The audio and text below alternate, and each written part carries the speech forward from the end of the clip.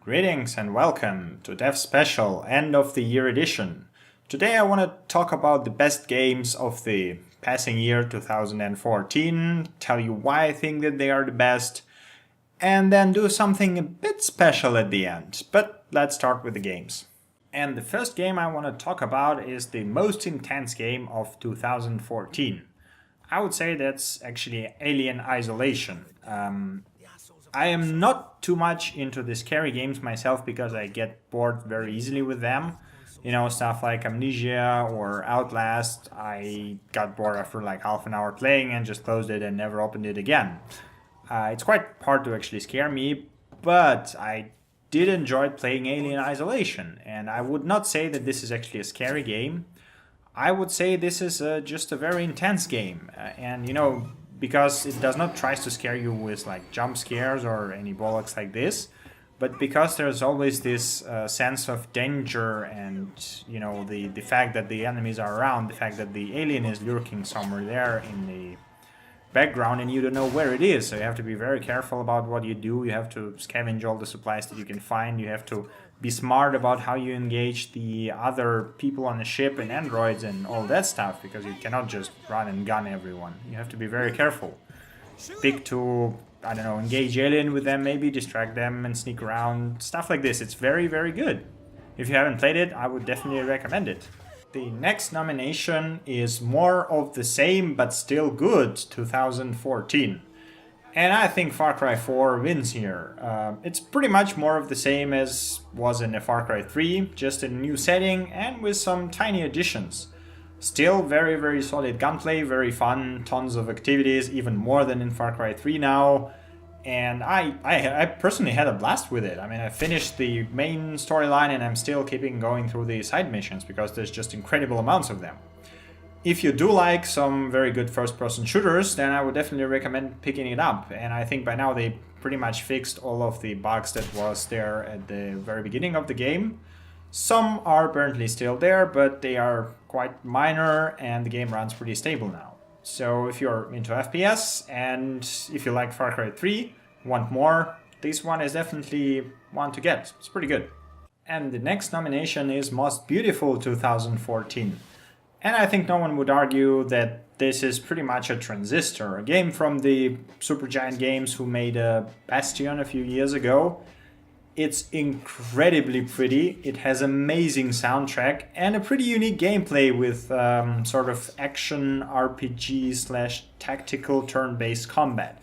It's a very interesting mix and pretty hard to describe in a few seconds, but if you are into tactical games and if you are into RPGs, then definitely check it out. It's pretty cool. I finished it 2 times normally and then a New Game Plus. And I'm pretty much sure I would still come back to it because it has an immense amount of replayability because of all the, you know, of the way that combat is made. It's pretty good. Pretty damn good. The next nomination is Most Unsettling 2014, and I think no one would argue again that This War of Mine is winning here. This game is about war, but not from your typical perspective where you have to shoot people. Well, you actually do have to shoot people in there, but you do this as a survivor that is caught in a war and trying to hide from it, actually not kill everyone around him. And this game is there to remind you that war is not something fun, you know, war is something actually cruel and difficult, and you have to take and make very difficult decisions. And this game is probably really the most unsettling game I played in a whole year. Not because it has some creepy images in there or something like this, but you know, because it actually makes you realize that war is not as fun as you usually think about it when you play, say, Call of Duty or something like this. It's very, very unsettling. And next nomination is Most Innovative 2014. And, you know, that's a very loud word, but I think the Shadow of Mordor actually managed to do something very innovative with its Nemesis system. It's maybe the system that did not do anything conceptually new, but the way that it actually was implemented gave the game some crazy, crazy immersion. I mean, when you return to fight a boss that killed you and he recognizes you, This is something that definitely gives a very personal touch to, killing the enemy, not just some mindless another AI or whatever. It's really cool. And I'm definitely hoping to see this system in more games, as I already mentioned in my video that was dedicated specifically to this system. If you haven't played Shadow of Mordor yet, it's really good. It's sort of a Batman Arkham Asylum meets Lord of the Rings universe plus the Nemesis system. And I think it's actually on a discount right now on Steam, so you should probably pick it up. It's pretty damn good. And the last but not least nomination is Best Kickstarter Project and Best CRPG. So this is actually Divinity Original Sin.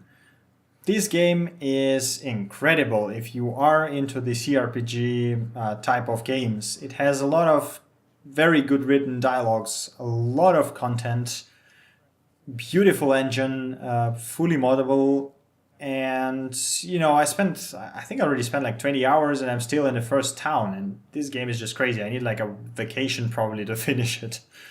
It is a Kickstarter project, as I already mentioned, and I think all of the backers are, or maybe not all, all cannot be happy all the time, but most of the backers are pretty much satisfied with how it turns out. And even though I did not back the project, I bought it on an early access, and this is like definitely one of the games that shows the potential behind the Kickstarter and early access. So it's really good. If you are into RPGs, check it out. All right, so those were some of the best games that I played this year in some randomly defined categories. And I think they are all pretty good. You might as well disagree, but that's why they are best games for me.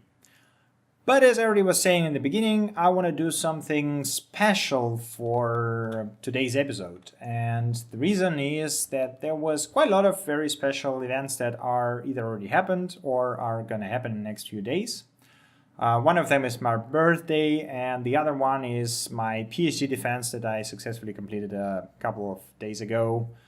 There's as well New Year and Christmas. And as well the, finishing this year with this channel running and gaining more and more subscribers. So I want to thank all of you for sticking with me. And I want to give away 3 games. One of them is Alien Isolation, the one that I mentioned in this video. The other one is as well from this video, This War of Mine. And last one is Exodus Wars Fractured Empire. This is actually the turn-based strategy war game from Early Access. And yeah, I want to give them away to you, my subscribers. So what you have to do to get them is 1, tell me which game you want, and 2, post something related to gaming and holidays. It can be New Year, Christmas, or Hanukkah, or whatever holiday you like. And it should be related to gaming, obviously. It can be a photo or some just story or song or whatever, picture, your art, your artwork, whatever you can do.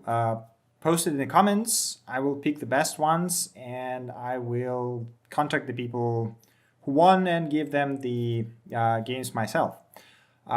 Yeah, I have to note that if it's a written text, you can do it in English, in German, or in Russian. So those 3 languages are okay with me. I can read them pretty easily, and there should be no problem if you want to write them in German or Russian again. And yeah, I guess that's pretty much wraps me up for today. Thank you for sticking with me. Merry Christmas and Happy New Year. And as always, see you during the next update. Bye.